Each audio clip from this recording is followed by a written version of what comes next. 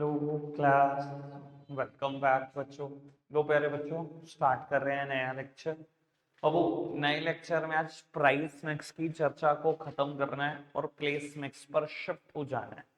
सब सामने देख रहे हैं प्यारे बच्चे। अब बेटा नॉन स्टॉप आधा घंटे से 35 मिनट मुझे दे दो ताकि हम बेटा अच्छे से क्लैरिटी ला सके इस कंसेप्ट में। कल ही बोल चुका हूँ बेटा, पेपर में आना इसका कंफर्म है। पहले 6 नंबर आता था, अब 3-4 मार्क्स मुझे अभी भी दिखता है बेटा किस टॉपिक से कवर होंगे। और वो मार्केटिंग मिक्स के ना हम पढ़ चुके हैं बेटा 4 एलिमेंट के नाम, जिनको हम सेट ऑफ मार्केटिंग टूल्स भी बोलते हैं। मार्केटिंग मिक्स के बेटा 4 एलिमेंट हैं। प्रोडक्ट मिक्स की बात हमने पूरी कर ली है। आज प्राइस मिक्स की चर्चा शुरू कर दें और बेटा आज ही चर्चा में प्लेस मिक्स तक ले जाऊंगा। प्लेस मिक्स या कुछ लोग बेटा इसको फिजिकल डिस्ट्रीब्यूशन मिक्स भी बोलते हैं। ऑल्दो मैं बता देता हूं बेटा, प्लेस मिक्स और फिजिकल डिस्ट्रीब्यूशन मिक्स सेम चीज नहीं है। Physical distribution is a small part of place mix. Correct word should be place mix. अगर मैं प्राइस मिक्स की बात कर रहा था कल, सबसे पहले मैंने डेफिनेशन की बात की थी। क्या होता है बेटा price? Amount of money which the customer is ready to pay for the product. ये बात मैंने प्रोडक्ट में भी बोली थी बेटा कि जब मैं प्रोडक्ट की डेफिनेशन पढ़ूंगा तो हमेशा उसको प्राइस के सेंस में पढ़ूंगा। जब प्राइस की डेफिनेशन पढ़ूंगा तो हमेशा उसको प्रोडक्ट की सेंस में लिखना बेटा, प्रोडक्ट नाम आना चाहिए। ठीक है जी। तो बेटा प्राइस की तो चर्चा हो गई। अब बेटा factor affecting determination of price एक टॉपिक स्टार्ट होता है। वो कौन कौन से फैक्टर हैं जो अफेक्ट करते हैं बेटा जब भी आप किसी कॉमोडिटी का प्राइस फिक्स करने लगते हैं? बेटा सबसे पहली चीज जो उसको अफेक्ट करती है वो है बेटा प्रोडक्ट की खुद की cost, product cost. Product cost का मतलब क्या है? देखो बेटा, कल भी मैंने ये बात बोली कि अगर मान लो आप कोई भी प्रोडक्ट बना रहे हो, कोई भी समझ लो, ये समझ लो बेटा ये ट्यूबलाइट बना रहे हो आप। ठीक है, ये ट्यूबलाइट आपने बनाई। अब आपके दिमाग में चल रहा है कि यार इसका क्या प्राइस रखो। तो बेटा सबसे पहली चीज जो आपके दिमाग में आएगी वो यही दिमाग में आएगी कि मुझे क्या कॉस्ट पड़ी हुई है, मैंने कितने की बनाई है, मेरी प्रोडक्शन कॉस्ट कितनी है, मेरी डिस्ट्रीब्यूशन कॉस्ट कितनी है, मेरी सेलिंग कॉस्ट कितनी है। मैं पहले अपनी कॉस्ट तो सोच लो। ठीक है जी। और बेटा जनरली आप चाहते हो जो भी कॉस्ट लग रही है सब कवर कर लो प्राइस।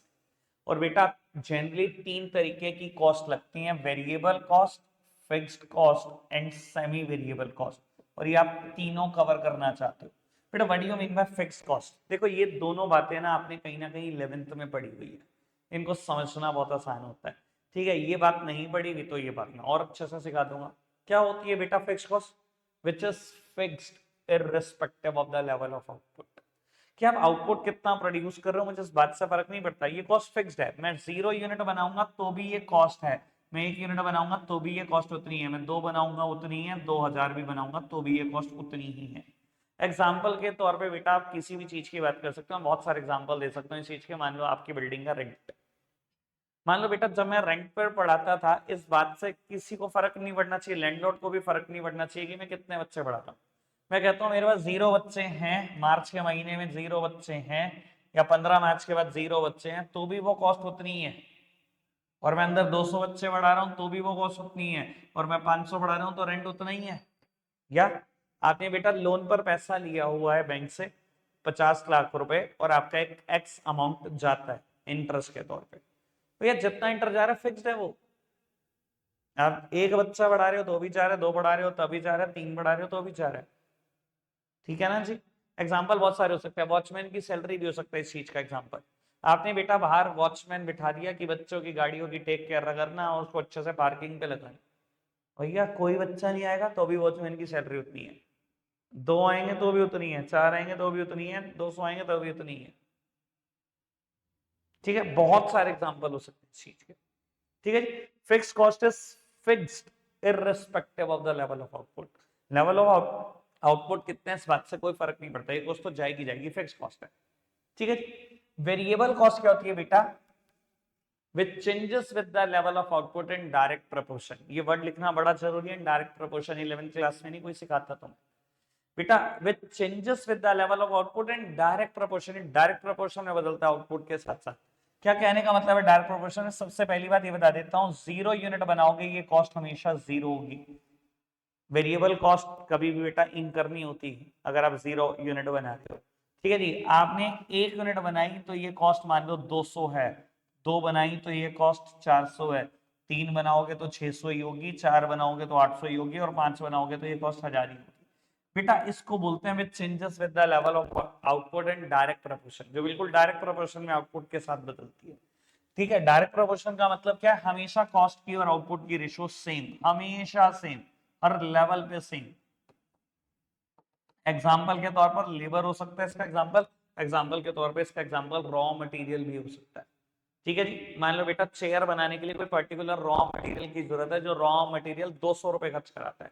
एक चेयर बनाऊंगा तो 200 ही लगेगा, 2 बनाऊंगा तो 400 ही लगेगा, 3 बनाऊंगा तो 600 ही लगेगा, 4 बनाऊंगा तो 800 ही लगेगा, ये लगेगा ही ऐसे, कोई दिक्कत तो नहीं। ये क्या चीज होती है बेटा, सेमी वेरिएबल कॉस्ट। बेटा नाम है सेमी वेरिएबल, थोड़ी सी वेरिएबल और थोड़ी सी फिक्स्ड। यानी कि बेटा ये कॉस्ट ऐसी कॉस्ट है जो वेरिएबल कॉस्ट और फिक्स्ड कॉस्ट का कॉम्बिनेशन है। जनरली ऐसी कॉस्ट सेल्समैन की सैलरी होती है। जनरली बेस्ट एग्जांपल है सेल्समैन की सैलरी।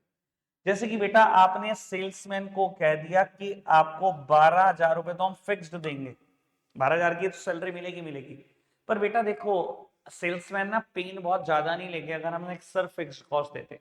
कहने का मतलब है अगर मान लो वो दुकान पे मैंने सेल्समैन रख दिया तो वो मतलब क्या हो करता है, सामान तो मैंने खचाखच भर रखा है, अगर सेल्समैन ढंग का नहीं है तो दिखाएगा कैसे वो। तो मैं उसको पुश करने के लिए क्या करता हूँ, सैलरी फिक्स तो थोड़ी सी रख देता हूँ, साथ ही कहता हूँ जितने का सामान बेचेगा उतने में तेरी कमीशन है 2%, 3%। ठीक है ना। या अगर मैं बेटा उस सेल्समैन को प्लेस टू प्लेस ट्रैवल करने के लिए कह रहा हूँ कि इस स्ट्रीट में जाओ, उसके बाद उस स्ट्रीट में जाओ, उस प्लेस पे जाओ, मैं कैसे इंश्योर करूंगा कि वो जा ही रहा है। पता लगे थोड़ी देर बाद घर ही जाके बैठ गया, सो गया, और मुझे कह रहा है मैं तो सारा घूम लिया, सामान ही नहीं बिक रहा आपका, आपकी कंपनी का सामान ही बढ़िया नहीं है, तो मैं कैसे इंश्योर करूं। तो मैं यही करूंगा ना, फिक्स सैलरी तो थोड़ी सी दूंगा ही दूंगा, साथ में कुछ लालच से देना पड़ेगा ताकि वो घूमे और जाए और काम करे। तो बेटा 12,000 fix plus 3% of the unit sold, जितने रुपए का सामान बेचोगे उसका 3% कमीशन और देंगे। और आप देखते हो बेटा ज्यादातर, मैं आपको बता देता हूँ आपकी नॉलेज के लिए, पता नहीं आपको ऐसा पता है कि नहीं, जितने भी बेटा जो डिजाइनर हैं जहां पर शादी के कपड़े मिलते हैं बेटा, ऐसी दुकानें हैं आपके शहर की, वहां लगभग सभी सेल्समैन को फिक्स सैलरी के साथ इंसेंटिव दिया जाता है, जानबूझ के दिया जाता है, और वो बहुत पेन लेते हैं। आप देखना, आप कभी पसंद कर आगे ही मानेंगे, वो पीछे ही बढ़ जाएंगे, सिर्फ इसी वजह से कि कहीं ना कहीं उनकी 2-3% जो भी है कमीशन है। 12,000 का एक अगर उन्होंने लहंगा बेच दिया, बस उनको पता अगर 2% भी मेरा, चलो 240 रुपए तो इस चीज में आ गए, और अगर दिन के ऐसे 4 भी बेच दिए तो भैया 1,000 रुपए तो एक दिन के वैसे ही बात, 25 दिन भी दुकानें खोली, 25,000 तो मैं यही खा जाऊंगा, बाकी जो फिक्स सैलरी है वो। तो बहुत मेहनत करते हैं।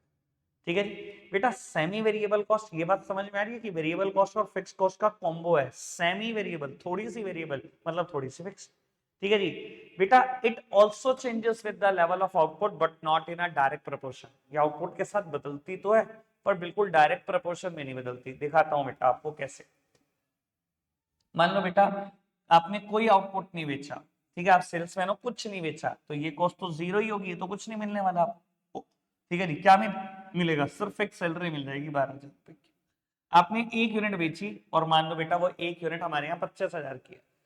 ठीक है जी, आप काम कहाँ कर रहे हो, आप काम कर रहे हो लेट्स सपोज की बात करते हैं एक इलेक्ट्रॉनिक्स के शोरूम में, और आजकल सिर्फ एसी ही बेच रहे हैं, 25,000 का एक एसी मान लो।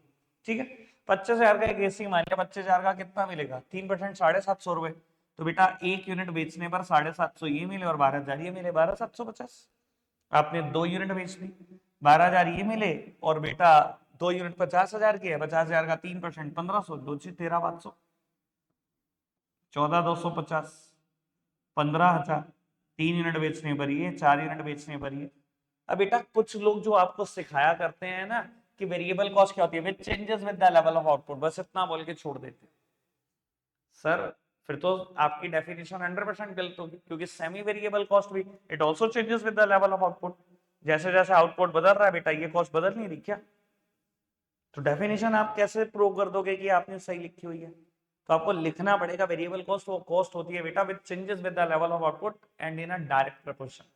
And semi variable cost, it also changes with the level of output but not in a direct proportion. यहाँ रेशो सेम नहीं है, यहाँ रेशो क्या आई, क्या हर लेवल पे ये रेशो आ रही है, अगले लेवल पे रेशो बहुत कम हो गई, अगले लेवल पे बेटा उससे भी कम है। कोई दिक्कत कोई परेशानी तो नहीं? आई होप मैंने ये बात क्लियर कर दी। तो आपको लिखना है बेटा, नॉर्मली जब भी हम प्राइस फिक्स करेंगे अपने प्रोडक्ट का, हम चाहते हैं तीनों कॉस्ट कवर करें। जब भी बेटा हेडिंग लिखनी बड़े प्रोडक्ट कॉस्ट, तो आपने सबसे पहली लाइन ये लिखनी है बेटा, प्रोडक्ट की कॉस्ट को हम 3 पार्ट में डिवाइड कर सकते हैं, variable, fixed and semi variable. तीनों को डिफाइन करना है, तीनों का एग्जांपल देना है, और लास्ट में कंक्लूजन करने से पहले एक लाइन और लिख लेना कि नॉर्मली यार फर्म ये भी चाह रही होती है कि वो प्रोडक्शन कॉस्ट भी निकाले, डिस्ट्रीब्यूशन कॉस्ट भी निकाले, सेलिंग कॉस्ट भी निकाले। भाई प्रोडक्ट बनाने के खर्चे तो निकाले, वो प्रोडक्शन कॉस्ट है, ठीक है जी। डिस्ट्रीब्यूशन कॉस्ट, अगर आप बैठे हुए हो मुंबई में और मुंबई में सामान आपने मैन्युफैक्चर किया और आपने बेचना दिल्ली में है, तो बेटा ये डिस्ट्रीब्यूशन कॉस्ट इंकर करोगे आप, कि ये सामान जाएगा दिल्ली तक पहुंचाएंगे, वो भी खर्चा करेंगे, वो भी निकालो। और उसके बाद बेटा अगर आप ऐड कर रहे हो, सेलिंग कॉस्ट भी निकालोगे, या मैं सेल्समैन को भेज रहा हूँ, सेल्समैन घर घर जाके भेज रहा हूँ, तो उसके भी पैसे निकालोगे। तो आप चाहते हो प्रोडक्शन कॉस्ट भी निकालो, डिस्ट्रीब्यूशन कॉस्ट भी निकालो, सेलिंग कॉस्ट भी निकालो। क्लियर है बेटा बात? और बाद में कंक्लूड कर देना बेटा, जब भी फर्म प्राइस फिक्स करेगी तो सभी कॉस्ट निकालना चाहती है, प्रोडक्ट से रिलेटेड हर कॉस्ट, ठीक है। आई होप मैंने बात क्लियर कर दी। मैं बार बार जो ये वर्ड बोल रहा हूँ ना आजकल, production cost, selling cost, distribution cost, आ चुका है पेपर में। 2022-21-22 सेशन की बात कर देता हूँ बेटा, जब 2 बार पेपर हुए, टर्म 1 जो एमसीक्यू बेस्ड हुआ था, आपको पता होगा उस टाइम पर कोविड था, तो सीबीएसई को डर था कि बहुत ज़्यादा बच्चे ना बीमार हो जाएं या कहीं किसी को कोविड हो गया तो भी परेशानी हो जाएगी। तो सीबीएसई ने क्या करा, वो पेपर ही डिज़ाइन करा 1.5 घंटे का, कि 1.5 घंटे बच्चे घर आने, एमसीक्यू बेस्ड पेपर डिज़ाइन करा, ठीक है। और 60 क्वेश्चन दिए और उसमें एमसीक्यूज, और आपको ऑप्शन दिया कि आप कोई 50 अटेम्प्ट कर सकते हो, मतलब पहले सेक्शन में 24 क्वेश्चन बांट दिए, 24 में से 20 कर लो, दूसरे सेक्शन में भी 24 दे दिए कि 20 कर लो, अगले में 12 दे दिए कि 10 कर दो, चॉइस दे दी, मतलब 60 में से 50 करने थे आपको, ठीक है, ऐसी चॉइस थी। और मैं बता देता हूँ बेटा, ये बेंच मार्क है हर टीचर के सैंपल पेपर का। अगर अगर मैं तुम्हें 10 पेपर बनाकर दूं अपने हिसाब से सैंपल पेपर, आपको क्या लगता है सीबीएसई के क्वेश्चन ही दूंगा मैं? कोई टीचर कह देना कि मैं सैंपल पेपर दूंगा, उसके एमसीक्यू में 60 क्वेश्चन पक्का मिलेंगे। कैसे नहीं मिलेंगे बताओ? और मैं बता देता हूँ उसी टर्म 1 में ये क्वेश्चन है जो मैं बार बार बोल रहा हूँ। और बाय डिफॉल्ट एक बात बताऊँ, नोट्स में लिखी हुई है सेम, प्रोडक्ट की कॉस्ट में पढ़ के देख लो, तीसरी चौथी लाइन लिखी होगी कि प्रोडक्शन कॉस्ट, डिस्ट्रीब्यूशन कॉस्ट और सेलिंग कॉस्ट तीनों निकालना चाहते हैं, ठीक है जी। आगे बढ़ जाए, चलो बाबू। सेकंड हेडिंग जो प्राइस को अफेक्ट करने वाला फैक्टर है वो है बेटा द यूटिलिटी एंड डिमांड। बाबू दोनों बातें अलग अलग है, एक बात नहीं है। पहले डिमांड की बात करते हैं, फिर यूटिलिटी की बात करते हैं। डिमांड क्या होती है बेटा? बाबू आप सबने ना डिमांड की सारी बातें 11th में पढ़ रखी है। आपने कभी इलास्टिक डिमांड, इनइलास्टिक डिमांड पढ़ा है? सुना है कभी ना कभी? मैं कहूँ बेटा, अगर आपका प्रोडक्ट ऐसा है जिसकी डिमांड इन इलास्टिक है, इन इलास्टिक मतलब कि प्राइस को जितना मर्जी खींच लो, डिमांड इन इलास्टिक है, डिमांड खींची नहीं जा सकती, डिमांड में बेटा बिल्कुल खिंचाई नहीं हो सकती, ठीक है जी। तो बाबू अगर ऐसी सिचुएशन है कि मेरे प्रोडक्ट की डिमांड बदलने ही नहीं वाली, इन इलास्टिक डिमांड है, तो हमेशा अपने प्राइसेस को ज्यादा रखो, keep your prices at the high level. और अगर मेरा प्रोडक्ट ऐसा है जिसकी डिमांड इलास्टिक डिमांड है, इलास्टिक डिमांड मतलब कि आपने हल्का सा प्राइस खींचा नहीं, हल्का सा बढ़ाया नहीं, कि बेटा डिमांड बहुत इलास्टिक है, काफी भाग जाए, काफी लोग शिफ्ट हो जाएंगे बेटा, क्योंकि इनवर्स रिलेशनशिप है ना, अगर मैंने प्राइस बढ़ाया तो डिमांड मेरे पास से काफी भागेगी, इलास्टिक डिमांड है मेरे प्रोडक्ट की। तो सर ऐसे केसेस में प्राइस बढ़ाने की कभी मत सोचो, keep your price at the low level. Demand वाली बात समझ में? इन इलास्टिक है डिमांड तो प्राइस ज्यादा, इलास्टिक है डिमांड तो प्राइस हमेशा कम। अब बेटा यूटिलिटी की भी बात समझो। यूटिलिटी आपने पढ़ा होगा बेटा 11th क्लास में, यूटिलिटी सिंपली मींस सेटिस्फैक्शन। और बेटा बात बड़ी सिंपल सी ये है कि आपने कहीं ना कहीं देखा होगा कि मान लो आप कहीं डिनर करने बाहर रेस्टोरेंट में गए, ठीक है, आपने खाना खाया, खाना बहुत कमाल, आपका बिलाजी फैमिली का पूरा 1200 रुपये, आपने कहा वर्थ इट है भाई, 1200 तो कुछ नहीं कहते, मैं इसके लिए 1500 खर्च कर सकता हूँ, यानी कि आपको 1500 रुपए के बराबर सेटिस्फेक्शन मिला है ना, तभी तो आप 1500 खर्चने की बात कर रहे हो, तभी तो आप कह रहे हो वर्थ है यहाँ खाना, है ना। और ऐसे कभी कई बार उल्टी भी सिचुएशन हो जाती है कि बाहर रेस्टोरेंट में खाना खाया, खाना बहुत सड़ा हुआ था, बिल आया 1200, आने का यार ये तो 800 की भी वर्थ नहीं रखता, मानते हो ना। अच्छा, कस्टमर आपका प्रोडक्ट कब बाय करना चाहता होगा? जब उसको मिलने वाला सेटिस्फेक्शन ज्यादा हो जितने पैसे उसने खर्चे हैं उससे। हमेशा कस्टमर तभी तो आपका प्रोडक्ट बाय करना चाहिए होगा। चलो मैं ज्यादा नहीं कहता, कम से कम बराबर हो, कि अगर वो 5 से खर्च रहा है 1200 रुपए, तो उसको 1200 यूटिल्स के बराबर सेटिस्फेक्शन भी तो मिलना चाहिए ना। यूटिलिटी को आप यूटिल्स में तो महसूस करते थे, ठीक है, 1200 यूटिल्स के बराबर तो सेटिस्फेक्शन मिलना चाहिए, या तो बराबर होना चाहिए या ग्रेटर देन होना चाहिए बेटा सेटिस्फेक्शन, है ना। तो बाबू कस्टमर आपका तभी प्रोडक्ट बाय करता है, इसलिए कहीं ना कहीं बेटा वैल्यू ऐड करने की कोशिश करो अपने प्रोडक्ट में, यानी कि यूटिलिटी इंपैक्ट डालती है प्राइस पे। एक टाइम पर ना डोमिनोज का पिज्जा आया था, चॉकलेट पिज्जा, किसी टाइम पर, अब तो मेन्यू से आउट है सब, 1.5-2 साल पुरानी बात बता रहा हूँ मैं आपको, ठीक है ना। 2-3 महीने में वापसी हो गई थी उसकी, मेन्यू सट गया था। मैंने ट्राई किया था, बस सर पकड़ लिया था, मैंने कहा भाई क्या है ये, कुछ और नहीं मिला क्या तुम्हें, ये तो 50 की भी वर्थ नहीं है उसकी, जैसा मैं सोच रहा हूँ ऐसे बहुत कस्टमर सोच रहे होंगे, इसलिए वो वापसी भी हो गया। और डोमिनोज को भी लगा कि ये उतना सेटिस्फेक्शन दे नहीं पा रहे बेटा, ठीक है ना। तो प्राइस फिक्स करो, ऐसा प्राइस फिक्स करो कि वो कम से कम प्राइस के बराबर सेटिस्फेक्शन दे कंज्यूमर को, अपने प्रोडक्ट का दाम ऐसा फिक्स करो, तभी कस्टमर बाय करेगा, ठीक है जी। कोई दिक्कत कोई परेशानी तो नहीं। Third heading is extent of competition in the market. बाबू अगर मैं कहूं आप एक ऐसा प्रोडक्ट बना रहे हो जिसका कोई कंपटीशन ही नहीं है, आप मोनोपोली में हो, ठीक है, इंडियन रेलवे हो आप, मोनोपोली है हमारी, कोई है ही नहीं कंपटीशन, दूर से दूर तक नहीं कोई competition. Sir keep your price at high level, अपने प्राइसेस को जितना मर्जी बढ़ा दो, कुछ नहीं होगा भैया, जिसको जाना है जाएगा ही जाएगा, ट्रैवल करेगा ही करेगा, रोक ही नहीं सकते आप, ठीक है। वैसे इंडियन रेलवे के अलावा इंडिया में फॉर एग्जांपल ढूंढना भी बहुत मुश्किल है आपको, ठीक है, मोनोपोली एक्चुअल मार्केट में तो एग्जिस्ट नहीं करती ना बेटा, तो कंपटीशन एक्ट 2002 मना कर देता है कि मोनोपोली हो नहीं सकती, ठीक है, मना करता है कि मोनोपोली इंडिया में स्टैब्लिश नहीं कर सकते, ठीक है। लेकिन मैं कहूँ अगर आपने कोई ऐसा प्रोडक्ट बना दिया जिसका कोई कंपटीशन ही नहीं है या बहुत कम कंपटीशन है, तो keep your prices at high level, अपने प्राइसेस को बढ़ाकर चार्ज करो, कोई दिक्कत नहीं आएगी आपको।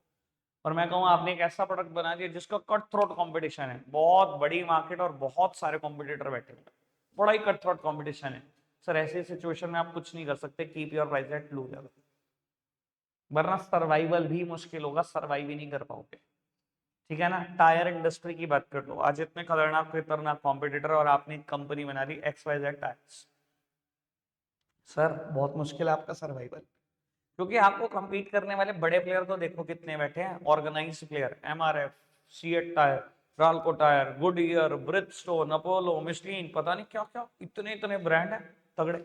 और अनऑर्गेनाइज प्लेयर भी है बेटा, जो छोटे मोटे अपने घरों में बना रहे हैं, गली मोहल्लों में बना रहे हैं बेटा, छोटे प्लेयर भी बहुत है जो सस्ते टायर बना रहे हैं। अब भैया कहाँ तक कंपटीशन को बर्दाश्त कर लोगे, और प्राइस ज्यादा रखोगे तो वैसे कोई प्रोडक्ट नहीं खरीदने का। तो कहीं ना कहीं अगर आपको ऐसी मार्केट में टिकना है जहां बहुत कंपटीशन है, तो keep your price at low level, कम रखो प्राइस, मार्केट बन जाए धीरे धीरे बढ़ाते, ठीक है, समझ आई बात अभी तक सारी।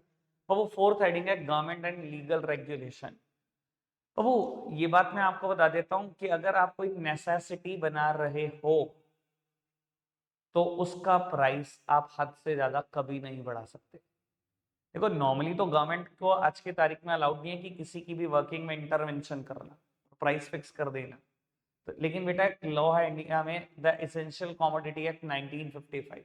एसेंशियल कमोडिटी एक्ट 1955 क्या कहता है, अगर आप कोई एसेंशियल कमोडिटी बना रहे हो और अगर आप हद से ज्यादा उसका प्राइस बढ़ाना चाहते हो, बढ़ा नहीं सकते, गवर्नमेंट आपकी वर्किंग में इंटरवेंशन कर सकती है, प्राइस फिक्स कर सकती है। अच्छा एक बात बताओ, आपको क्या लगता है, मान लो आज की तारीख में एक सॉल्ट आता है जो पॉलिथीन में आता है, पैक्ड है, कोई पर्टिकुलर ब्रांड बनाता है, नाम बोलना बेकार है, ठीक है जी, कोई एक्स ब्रांड है जो बेटा सॉल्ट बेचता है, ठीक है, सॉल्ट का पैकेट मान लो 50 रुपए का, ठीक है, और कल वो कह दे कि मैं तो 500 का बेचूंगा, आपको क्या लगता है सॉल्ट बिकेगा कि नहीं बिकेगा? 100% बिकेगा, जिंदा नहीं रह सकते सॉल्ट के बिना।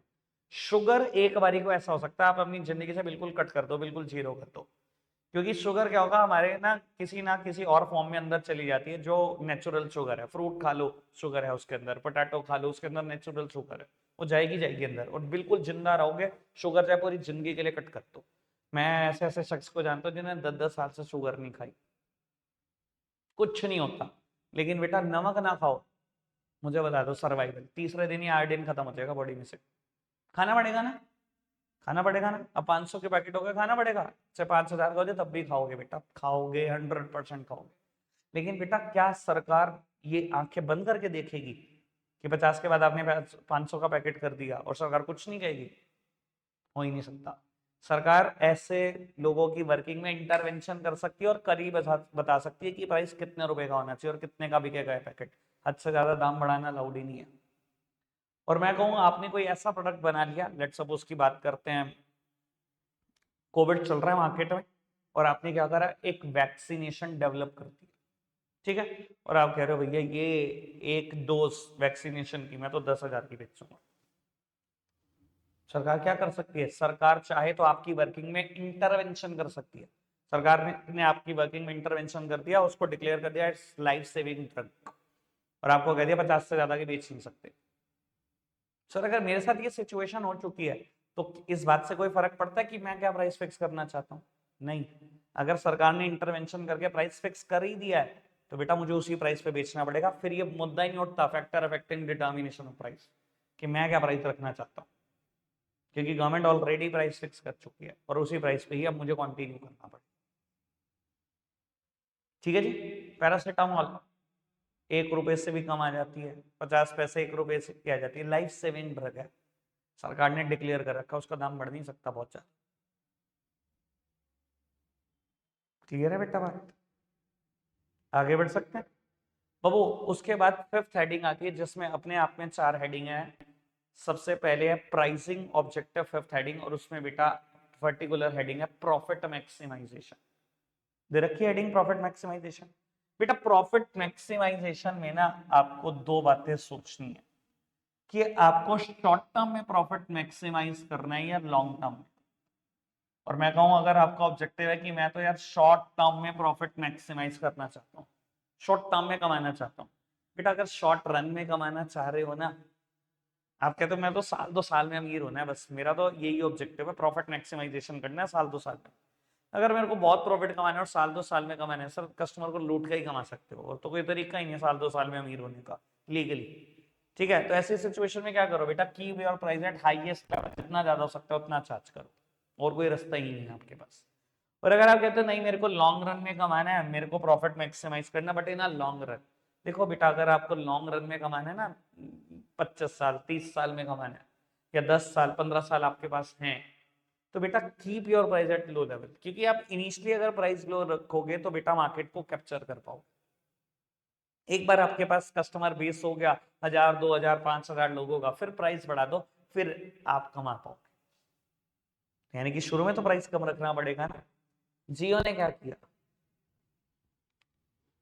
ठीक है, ऑब्जेक्टिव उनका भी प्रॉफिट मैक्सिमाइजेशन था, keep your price at low level initially, zero रखो जी, फ्री रखो जी, कम रखो जी। ऐसा रखने से क्या होता है, पूरी मार्केट कैप्चर कर ली, अब प्राइस बढ़ा दो, अब किसी को कोई फर्क नहीं पड़ता। 800 पहुंच गए बेटा 333 से।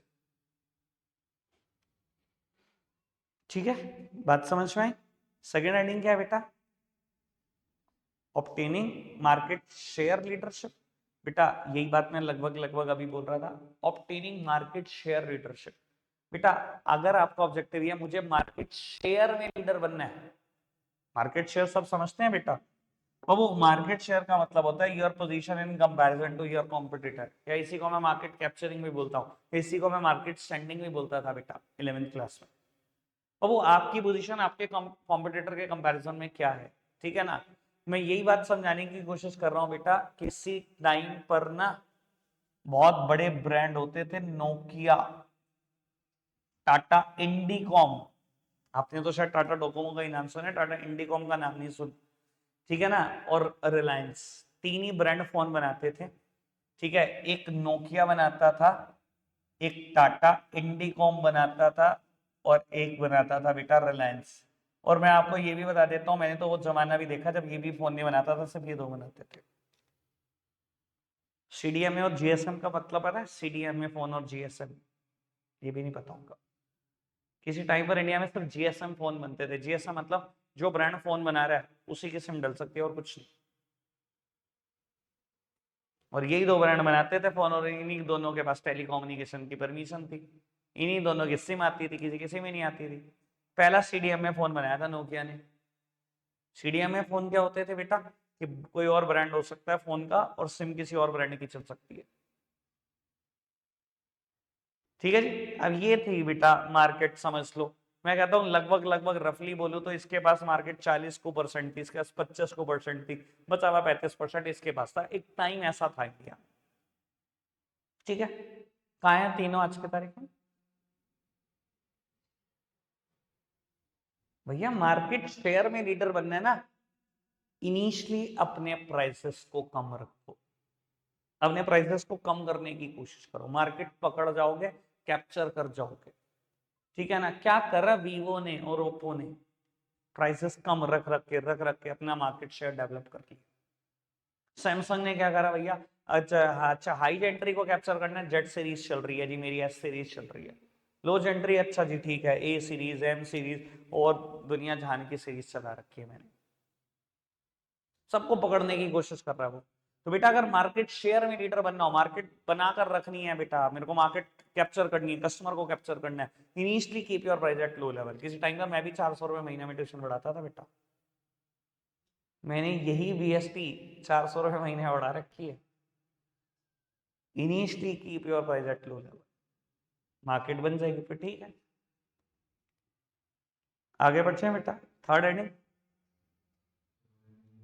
Survival in a competitive market. बेटा लगभग इस ये थर्ड हेडिंग, और जो हमने थर्ड मेन हेडिंग पढ़ी extent of competition in the market, लगभग बात से बाबू, अगर आपका कॉम्पिटिटिव मार्केट में सर्वाइवल ही भारी हुआ पड़ा है तो आपको क्या करना है? Initially sell your stock at BOP.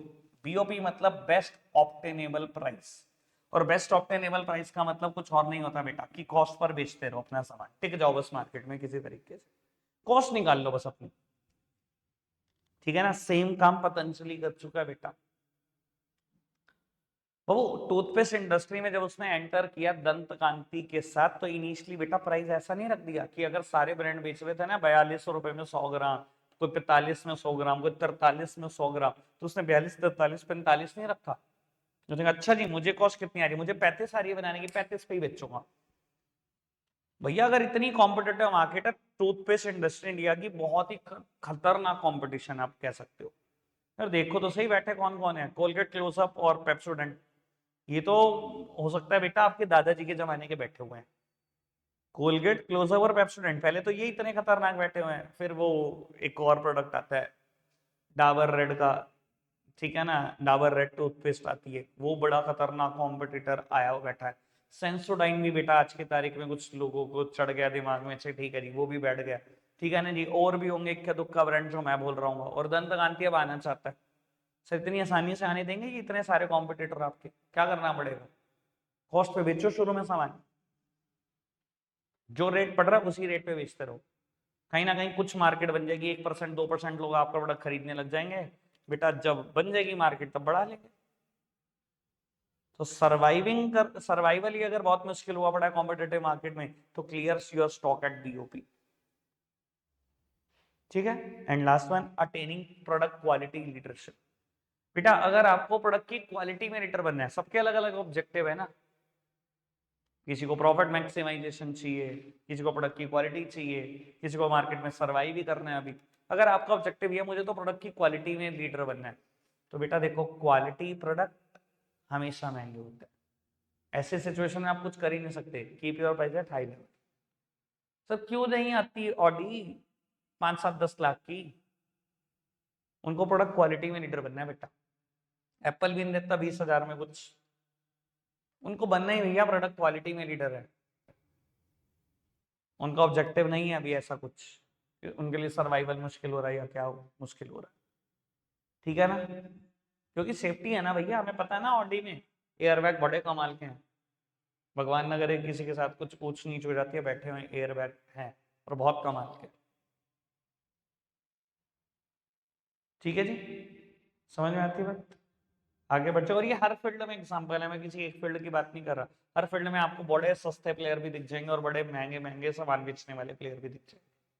ठीक है ना, चाहे ऑटोमोबाइल में चले जाओ, मतलब कार टू व्हीलर में चले जाओ, चाहे आप बेटा वॉचेस में चले जाओ, चाहे आप बेटा ईयरबड्स में चले जाओ, मोबाइल फोन में चले जाओ, व्हीकल्स, जिस जिस मर्जी दुनिया में चले जाओ, हर तरफ महंगे से और सस्ते सब है।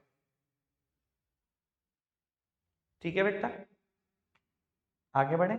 और वो लास्ट हेडिंग आ जाती है मार्केटिंग मेथड यूज्ड। बेटा मार्केटिंग मेथड यूज्ड मतलब अब बेटा आपने अपने प्रोडक्ट की मार्केटिंग के लिए कोई भी मेथड इस्तेमाल किया, इधर टीवी एड और बेस्ट टू बेस्ट पैकेजिंग और स्पेशलाइज्ड पैकेजिंग और गारंटी वारंटी रिपेयर ब्ला ब्ला ब्ला, कुछ भी इस्तेमाल किया, कुछ भी, कहता सबके पैसे जोड़ दो। लास्ट टाइम भी मैंने इस चीज को समझाने के लिए एक बहुत बढ़िया एग्जांपल दिया था बेटा, एसडी कार्ड का। कुछ याद आया हो शायद आपको, पता नहीं आया कि नहीं है, मैं याद कराता हूँ आपको। किसी टाइम पर जब मैंने स्मार्टफोन लिया, गैलेक्सी वाई ओएस, पहला डुअल सिम स्मार्टफोन आया था सैमसंग की तरफ से, गैलेक्सी वाई ओएस। ठीक है, मैंने जब वो लिया तो इंटरनल मेमोरी कुछ नहीं होती थी, कुछ भी नहीं, ऐसा होता होगा एक एक जीबी 2 GB मिलती थी। ठीक है, और हम क्या करते थे, 128 GB का एसडी कार्ड, 256 GB का एसडी कार्ड लाते थे खरीद के। ठीक है, मैं एक पर्टिकुलर शॉप पर गया, मैंने कहा जी एसडी कार्ड चाहिए मेरे को। हाँ, उन्होंने कहा जी ठीक है, ये रहा 128 GB का एसडी कार्ड। मैंने कहा जी क्या कॉस्ट है, कहते 500 रुपये। मैंने कहा जी गारंटी वारंटी, कहते कुछ है ही नहीं। कहते आपको वारंटी वाला चाहिए, गारंटी वाला चाहिए। मैंने कहा जी। कहते अगर 1 साल की गारंटी लोगे तो 200, और 2 साल की लोगे तो 100 रुपये और बढ़ेंगे, मतलब 700 और 800 हो जाएगा। ठीक है, 1 साल की गारंटी तो 700 और 2 साल की गारंटी तो 800। मैंने कहा अच्छा जी। मैंने कहा ठीक है, आप 2 साल की गारंटी वाला दे दो। उन्होंने वही एसडी कार्ड उठाया जो मुझे दिया था, पीछे लिख दिया 2 ईयर वारंटी और साइन कर दिया। कह रहे ये लो 800। मुझे उस दिन समझ में आया भाई साहब मेरे साथ तो अच्छा खासा फ्रॉड हो गया। मैंने कहा ये क्या, तो उस दिन मुझे समझ में आया ये कंसेप्ट कि भैया अगर गारंटी वारंटी कंपनी दे रही है तो उसकी कॉस्ट भी हमारे से ही चार्ज करेगी वो, और प्राइस में ही जोड़कर दे देगी आपको। मतलब जो चीज 500 की थी, मेरे गारंटी मांगने पे वही चीज मैं 800 की खरीद कर लाया। अब वो भी अपने एक्सपीरियंस से जानता होगा दुकानदार कि अगर मेरे पास ऐसे 100 लोग आ गए तो ठीक है, 10 का खराब भी हो गया तो क्या, अगर 100 लोगों से उसने 300 रुपए फालतू ले लिए, 30,000 ले लिया। अगर 10 लोगों का खराब हो भी गया तो क्या फर्क पड़ता है, 500 का एक आया ना उसका, 10 को देना भी बढ़ गया तो 5,000 दे दिए, 30,000 तो कमा लिया उसने, 25,000 फिर भी जेब के अंदर है। तो कहीं से कहीं तक गारंटी वारंटी देने में नुकसान नहीं है, वो भी तो अपने एक्सपीरियंस से इस चीज को जानता है। आप क्या समझते हो बेटा, सैमसंग का हम फोन लेते हैं, ये वारंटी देते हैं हमें 1 ईयर की, ठीक है, क्या ये जो हमने पैसे दिए 10-11 हज़ार का फोन लिया, इसमें वारंटी के पैसे नहीं दिए, दे रखे हैं। अगर मैं कहूँ उसने सारी कॉस्ट मिला ली, सारी कॉस्ट, और बेटा उसका अंदाजा है कि ये सारी कॉस्ट मिलाकर 10,500 का मुझे फोन बेचना है, उसने देखा जी कितने फोन खराब होते हैं, उसमें से कितने सर्विस सेंटर पहुंचते हैं, उनके पास तो सारा डेटा है, कितने हमारे फोन खराब होते हैं, कितने सर्विस सेंटर पहुंचते हैं, देखा जी हर 100 में से 2 फोन पहुंचते हैं सर्विस सेंटर, या हर 100 में से 10 फोन पहुंचते हैं, जो भी उनका डेटा कहता हूँ। और इसमें से हमें इतने तो बिल्कुल ही खराब हो जाते हैं, और इतने के ऊपर हम इतने पैसे खर्च करने पड़ते हैं, किसी के ऊपर हमने कितने पैसे खर्च करने पड़ते हैं, उन्होंने एक एवरेज निकाल रखा है जी इतने पैसे खर्च होंगे होंगे हमारे वारंटी देने पर। मैंने कहा अच्छा इतने पैसे खर्च होंगे, डिवाइडेड बाय कितनी यूनिट एक्सपेक्टेड है कि मार्केट में बिकेंगी, जो भी कॉस्ट इंकर होगी डिवाइडेड बाय कितनी यूनिट मार्केट में बिकेंगी। चलो जी अच्छा, मुझे मुझे क्या करना है, पर प्रोडक्ट के ऊपर 500 रुपए चार्ज करने हैं वारंटी के, चल 500 और जोड़ दे, 11 का बेचना शुरू कर दिया। हर फोन में 500 रुपए वारंटी के जुड़े हुए हैं, पहले से ही जुड़े हुए हैं। समझ में आती है बेटा बात? ये बात मैंने ना जब पिछली बार ऑब्जेक्शंस टू ऐड कराया था तब भी एक बात बताई थी। बाबू अगर मैं कहूं आप किसी सॉफ्ट ड्रिंक का ऐड करा रहे हो, और बेटा आपने ब्रांड एम्बेसडर अपॉइंट किया हुआ है बेटा किसी भी बॉलीवुड एक्टर एक्ट्रेसेस को, और 5 करोड़ रुपए आप खर्च कर रहे हो, और आप बहुत अच्छे से जानते हो कि मेरे इस ऐड करने से 1 करोड़ यूनिट बिक जाती है इसकी 1 साल। 1 करोड़ यूनिट बिक जाती हैं एक साल में ऐड करने से, इस बॉलीवुड एक्टर एक्ट्रेसेस से ऐड कराने। यानी कि उनको क्या करना है बेटा, हर बॉटल में 500 रुपए जोड़ लेने ऐड के नाम के। ऐड के पैसे आप देते हो, स्पेशल पैकेजिंग है उसके पैसे आप देते हो, गारंटी वारंटी के पैसे आप देते हो, फ्री सर्विसिंग के पैसे आप देते हो। सर्विस फ्री होती है एक्टिवा की, कार की, आप कार खरीद के लिए फ्री सर्विस। भैया बहुत मुंह खालता है अगर कोई फ्री चीज आपको लग रही है तो आज के तारीख में। एक्टिवा के साथ 3 सर्विस फ्री, गाड़ी के साथ 4 या 5 सर्विस फ्री। बाबू कुछ फ्री नहीं है। आपने गाड़ी खरीदी 20 लाख रुपए की, 4 सर्विस फ्री आई, ठीक है जी, आपको पता नहीं क्यों लग रहा होगा कि वो फ्री है, ठीक है जी। जब गाड़ी के पैसे जाते हैं चले गए जी, Hyundai चले गए। जो भी मान लो सहारनपुर में Hyundai की एजेंसी आराधना Hyundai, उनके पास उनकी कमीशन आ गई या प्रॉफिट आ गया जी, आपने गाड़ी बेची, ठीक है जी, आपके इतने रुपए बैठते हैं हम भिजवा दें, ठीक है। 20 लाख रुपए जाएंगे जिसके पास इनिशियली Hyundai के पास जाएंगे, और Hyundai क्या करेगी, आराधना Hyundai को पे कर देगी जितना उनका हिस्सा बैठेगा। अब मैं बताता हूँ जब गाड़ी सर्विस के लिए जाती है तो क्या स्टेप फॉलो होता है। गाड़ी सर्विस के लिए पहुंच गई Hyundai, ठीक है, आपको सर्विस बुक ले जानी होती है। सर्विस बुक उन्होंने फिल करी पूरी, वही फिल करते हैं सब कुछ, चेसिस नंबर लिखेंगे, गाड़ी का नंबर लिखेंगे, सब कुछ लिखा। तो वो परफोरेटेड लाइन होती है उस सर्विस बुक में, अगर आप देखोगे चारों सर्विस के पेपर है, उन्होंने पेपर फाड़ के रख लिया अपना, ठीक है, और सर्विस बुक आपको रिटर्न कर। ये पेपर का क्या करेंगे वो, पूरे महीने भर ऐसे पेपर वो इकट्ठे करते हैं फ्री सर्विसेज के नाम पे, क्योंकि दुनिया में कुछ भी फ्री नहीं है। हर दिन वो उनके पास ऐसे 50 गाड़ियां, 20 गाड़ियां, 30 गाड़ियां आ रही हैं, पूरे दिन इकट्ठे कर रहे हैं पेपर। एक महीने के बाद 1500 2000 कागज ऐसे हो गए, सब कंपनी भिजवा दिए, और कंपनी को लाओ इसके पैसे दो। Hyundai से पैसे ले रहे हैं ये, क्यों? क्योंकि Hyundai ने 20 लाख में पैसे चार्ज कर लिए थे सर्विस के। Hyundai से पैसे वापसी मांगते हैं ये लोग, क्योंकि ये खर्चा कैसे निकालेंगे, इतने मैकेनिक लग रखे हैं इन्होंने। अगर 20 लाख में से 2 लाख रुपए आराधना Hyundai को मिले, वो तो इस बात के मिले ना कि आपने गाड़ी बेची, आपका गाड़ी बेचने का प्रॉफिट है। सर्विस के नाम के तो कुछ पैसे नहीं, मैकेनिक को कैसे देगी आराधना Hyundai सैलरी, जो सर्विस करने के लिए रखे है, वहीं से ही आते हैं बेटा। तो फ्री कुछ नहीं होता बेटा, पैसे पहले ही जुड़ चुके होते हैं फ्री सर्विस के नाम के भी। कोई दिक्कत, कोई परेशानी तो नहीं? आई होप मैंने सारी बात ही क्लियर कर दी। रखते आज के लिए इतना ही है प्यारे बच्चों, बाय।